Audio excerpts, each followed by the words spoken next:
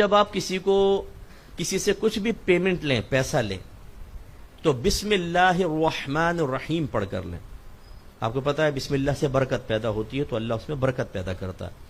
اور جب بھی کسی کو پیسہ دیں، زوجہ کو خرچہ دے رہے ہیں، دوست کو دے رہے ہیں، آپ نے دکان سے کوئی چیز خریدی، آپ پیمنٹ کر رہے ہیں، تو پڑھیں انا للہ و انا الیہ راجعون۔ پڑھیے گا آہستہ، ورنہ کہے گا یہ تو مار رہا ہے مجھے۔ وہ ہمارے یہاں یہ اسی بھی موت میت پہ پڑھتے ہیں تو وہ گھبرا جائے گا۔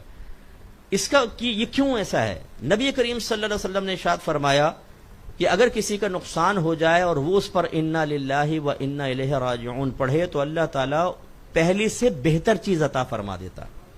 حضرت ام سلمہ رضی اللہ تعالی عنہا کہتی ہیں کہ میرے شوہر، میں یہ کہتی تھی کہ دنیا میں ان سے بہتر کوئی شوہر نہیں، لیکن جب ان کا انتقال ہوا تو یہ حدیث میرے ذہن میں آئی، تو میں نے پڑھا انا للہ و انا الیہ راجعون۔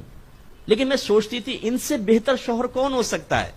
اور کچھ عرصے بعد میرا نبی کریم صلی اللہ علیہ وسلم سے نکاح ہو گیا۔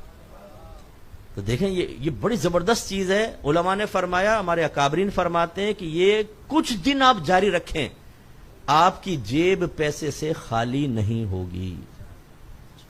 اور فقیر نے بھی اس پر عمل کیا، بھئی طیب حلال نہ، جو اللہ دے گا طیب حلال ہوگا انشاءاللہ۔